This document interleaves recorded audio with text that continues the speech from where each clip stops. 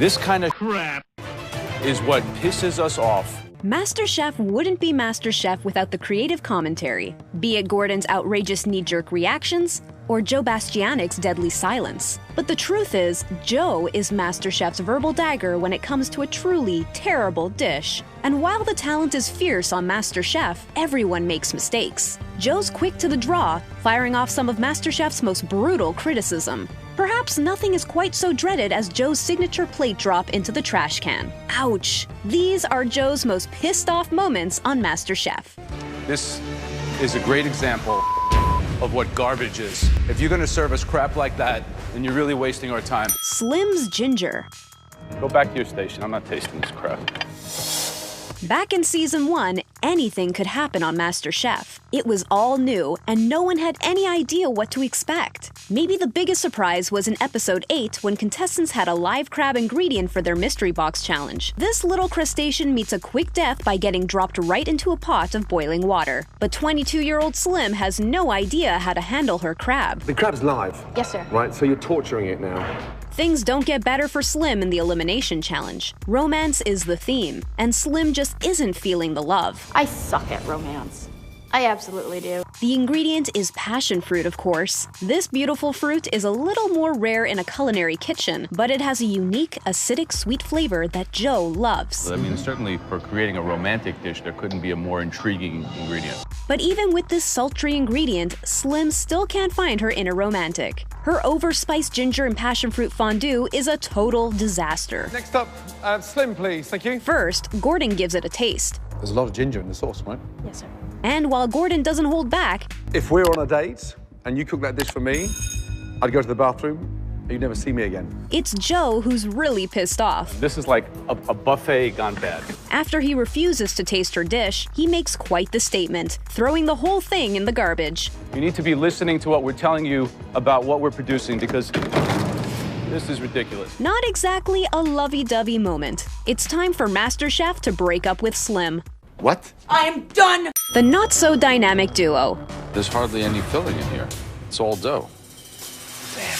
In Season 5, the judges throw a twist at the contestants. You will be cooking in pairs. At this point in the challenge, some of the contestants aren't exactly getting along. Ron and I do not get along together as far as in a kitchen. Things get more interesting with Christian, who wants nothing to do with Courtney. Christian, who's the last person you want to cook with? Courtney.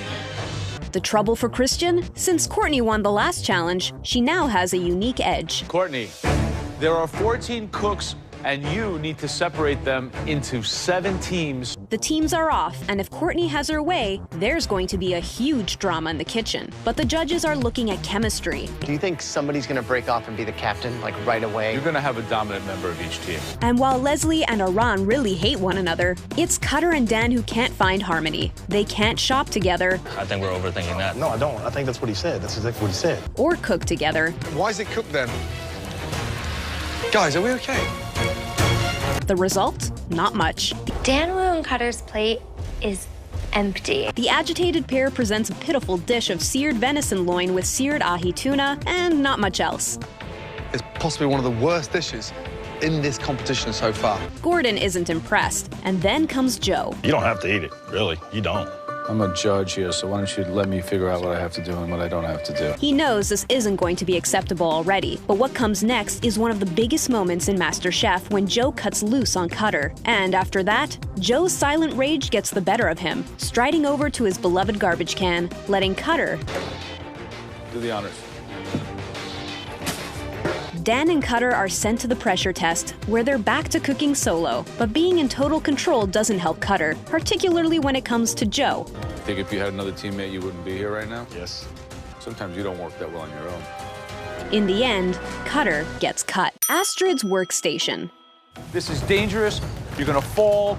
You're gonna hurt yourself. You're gonna hurt me. And I'm just not gonna tolerate it. The season premiere episode is always full of bright-eyed home cook hopefuls, ready to make their mark on the world. Starting at 30 contestants, you never know just who you're going to encounter in the kitchen. One contestant who's standing out from the start is Astrid. I'm from Louisiana. This is me on a plate with a little bit of Latina. And the first competition is off. The competition begins not at the ranges, but in the pantry. Their task? to make a signature dish that exemplifies who they are as a cook. As always, the judges love a good twist. This time, it comes down to an extra chance to get that coveted MasterChef apron. The 9 home cooks who didn't get an apron in the initial round now have one more chance to earn their place in the MasterChef kitchen. We are not giving up on you just yet. A universal condition in any restaurant is that the kitchen is the limited workspace. Be it a Michelin star establishment or a corner diner, chefs must be skilled at working in tight quarters. That means efficiency, courtesy, and more than anything, hygiene. Maybe someone should have told Astrid. Does she cook like that at home? Throwing scraps on the floor is a new one on MasterChef, and it's not something any chef will tolerate. And so, when Joe does his lap around the kitchen, things don't go so well for Astrid. This is not going to fly. This is disgusting. This is not how you work in restaurants. We're not going to tolerate disgusting working conditions. This is a kitchen. We have sanitary standards. In the end, Astrid gets off with just a warning. They warn me about you. A pretty tame punishment considering Joe's high restaurant standards. Chrissy's catfish fight. You want to be a smartass? I can be a smartass too. I don't think it's at the level. Well, I'm the one that matters anyway, what I think, so. Some ingredients are easier to prepare than others, and this Season 8 challenge puts that concept to the test. After contestant Lynn won the Mystery Box Challenge, he got an edge to not only choose the ingredient for the elimination test, but he also got to target one chef of his choosing. I want to make sure that she is faced with an ingredient that she doesn't deal with a lot. Lynn decides to go after Chrissy, and he gives her... Chrissy would struggle more with catfish. Chrissy puts on a good, tough facade. Though when Joe comes to check on her, she's clearly frazzled, and Joe calls her out for playing her dish safe. I asked you to make an excellent dish. I don't happen to think that this is kind of at the level we're looking at. The confrontation makes things worse, and as the challenge comes to an end, Chrissy and Joe have bad blood. The tension's there as Chrissy makes her way up to the judges. You know, the funny thing is Chrissy kept saying how familiar she was with catfish, but it didn't look like it. It turns out Lynn was right. Chrissy can't deal with the difficult ingredient, and she winds up creating a lackluster catfish dish for the judges. Looks like a TV dinner. First, Gordon's disappointed. Was that intentional? You've left the skin on. Yes. Are you cooking for the judges tonight to stay in this competition, or are you cooking for yourself again? Then it's Joe's turn. He doesn't hesitate. As always, he says exactly what he thinks. Your catfish tastes like mud. You think you know it all? Then go cook it all yourself at home. Because this defensive no, just listen to me a second. Joe was pissed. You're wasting my time. For me, you're done. But Chrissy can't let it go. Fish tastes great. It doesn't taste muddy. That's when Joe lets her have it. Hey, Christy, whispering to buddies around you is not going to help you. I said I knew it. Have the balls to say it up here in front of me. But this charade isn't enough to get her sent home. Daylight come and me don't want to go home. The scallop basket and the garbage basket.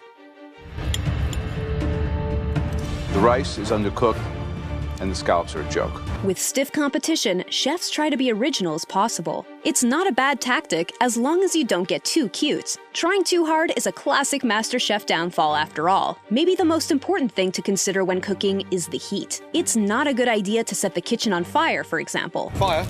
Stand back. Just stand back. So I got it. Not a great beginning to the day. Helene is never able to fully shake it off. Next up is the elimination challenge. The stakes are particularly high because the theme is difficult dishes. The dish that Felix chose was a stunning risotto. The classically challenging risotto proves to be a big task for many of the contestants. Helene is among them. Wow. What is that? Perhaps to compensate for the undercooked risotto dish, Helene creates burdock root baskets carrying scallops. This original idea is maybe too original. In short, it doesn't work. First, Gordon gives his verdict. It's definitely undercooked. A basket. Oh, God, I could scream. The scallops are still raw. If he hadn't knocked Helene down enough, it was Joe's turn to really twist that painful knife into poor Helene. We're not fooling around here. We're looking for specific things. It's not a game, and you're not here to waste our time. This is one of Joe's most annoyed moments, as he lectures the other home cooks on what's expected of them. Another signature Joe trash toss. Scallop basket. Go in the garbage basket. There are no good baskets on MasterChef when Joe Bastianich is a judge. I already got it. Trouble with the underpork belly. What do you know about German sauces and German cuisine? This is a freaking disaster. Winning the Mystery Box Challenge gives a huge edge on MasterChef. In Season 2, Adrian gets to choose which part of the pig each player must prepare. I'd say the pork belly or the pork cheeks. Pork is beloved by many a chef, and when a challenge requires use of the pig, most contestants get excited. And with good reason. Pork is a flavorful, versatile meat, but not all parts are as easy to cook, and Adrian is very strategic in his assignments. Susie, Christian, myself, or Christina will probably have the greatest chances of going home based on the cuts of meat we have. He does a good job. Susie is not thrilled when she finds out her cut is one of the most difficult to prepare, pork belly. I'm not happy that I have to cook pork belly in 1 hour. Not at all. As one of the top competitors on the show, Susie seems up for the challenge, but it quickly becomes clear that this isn't going to be easy. By time's up, Susie isn't feeling good about her challenging cut. I definitely know that I don't have the top dish, but I'm really hoping Christine's dish is worse than mine. But Susie's hopes fall when Christine has a great dish. It's wonderful. It works perfectly with the meat. And Susie's was as terrible as Christine's was delicious. It was bad, really bad. Quite possibly the worst sauce I've ever tasted. Susie's glazed pork belly with braised cabbage, spätzle, and gravy was a mess. Joe absolutely wasn't tolerating this utter disaster. This show is called Masterchef, not Delusional Chef. Once again, cook what you know and not what you don't. Otherwise, you'll get Joe Bastianich spitting your food into a napkin. Ugh. Lynn's dessert puddles. They raise you up so high, and then you fall. Desserts are an exact science, but as a master chef, the contestants need to be skilled all around. Here's where even the best of chefs can make critical errors. It's a great way to really test a home cook's mettle, and in this Season 4 episode, the judges got to see who can walk the MasterChef walk. For this elimination challenge, the cream rises to the top as the cooks put on their pastry hats. As expected, one of the best chefs had a tough time going from savory to sweet. No cream. No cream. Jelly. I was gonna try to do a milk jelly, but it's not setting the way I want it to. No, it's setting unless the way it's I broken. abandoned it. The judges are talking, which is not a good situation for Lynn. Two individuals that I'm seriously nervous about. So the first one is Lynn, because his pavlova has just gone to crap. I mean, it's just nothing's coming together. It doesn't get better. Getting called up, it's clear Lynn knows he's in the hot seat. The one that everyone wants to beat, the king of plating. Lynn, let's go. Don't say that. Lynn presents his dish timidly, and it's truly a painful moment. Are you serious? Did you drive over it? Even he is at a loss for words. It's no surprise that when Joe gets his turn, We're gonna eat it? You know this is elimination, right? he slaughters Lynn for presenting him with such a terrible dish. Unbelievable.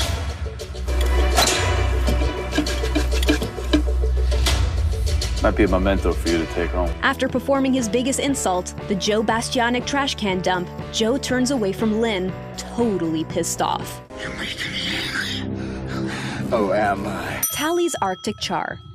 On him, you got a piece of fatty, nasty-looking bacon on top of some poorly conceived cooked Arctic char. In Season 3, the elimination challenge took an ugly turn when it came to serving up the perfect fish. Fish is one of those ingredients that can sing or sink, and it's all about knowing how to prepare your ingredients. There's truly nothing worse than badly executed fish. And so, when Felix gets to assign her competitors each with a different fish, she gets strategic. So which fish do you give the weakest person? The Arctic char. It could be his downfall. Her strategy pays off, sending Tally into a frenzy over his seemingly easy Arctic char. What are you doing? Well, I'm gonna sous vide this fish. Sous vide it? Yeah. It's an oily fish. Yeah. Why would you sous vide that? He's so sweet and delicate. The fish is going to speak for itself. Good luck. Sometimes, though, a task that's too easy causes chefs to lose creativity with their cuisine. With Tally, this is definitely the case. Joe is not impressed, and the dish hasn't even been completed yet. Arctic char is certainly the easiest fish here today. You could steam it, grill it, saute it. It's always going to be buttery and perfect. But Tally isn't really getting the message. The competition is getting smaller and smaller, and so Tally really needs to figure out his dish. When Joe calls him forward, he's already disappointed. Can Tally recover? I wanted to sous vide my fish today so I can kind of produce a... You think you're going to impress us with things like sous vide, emulsify?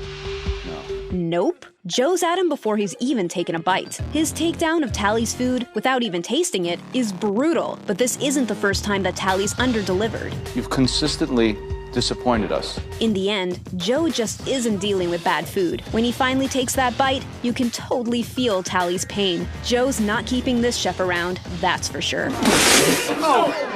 It's terrible! Not sashimi.